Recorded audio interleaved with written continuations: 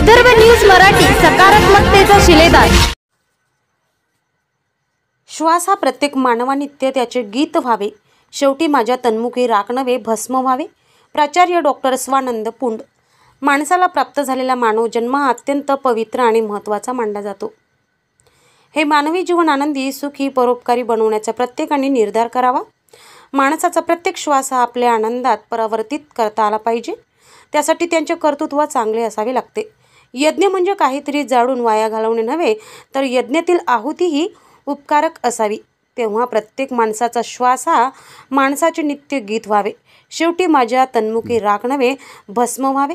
कारण राख ही वाया जाणारी असते, तर भस्म हा चांगल्या लोकांच्या शिरस्थानी लावला जातो।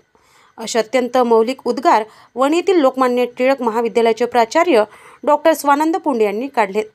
श्री शिवाजी शिक्षण संस्था पुसद व विदर्भ साहित्य संघ स्थानिक शाखा पुसद यांच्या संयुक्त विद्यमाने आयोजित केलेल्या कार्यक्रमात ते बोलत होते। शिवाजी शिक्षण संस्थेचे संस्थापक अध्यक्ष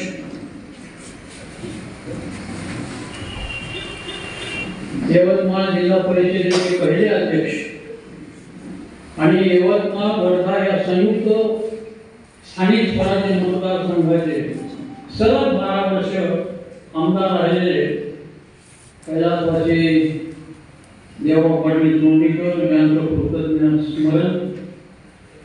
आजचे महनीय प्रवक्ते, राजकारण, सहकार या क्षेत्राची आधारशिला असलेल्या आमच्या स्थानीय शाखेचे सन्माननीय अध्यक्ष आदरणीय डॉक्टर हिराणी साहेब।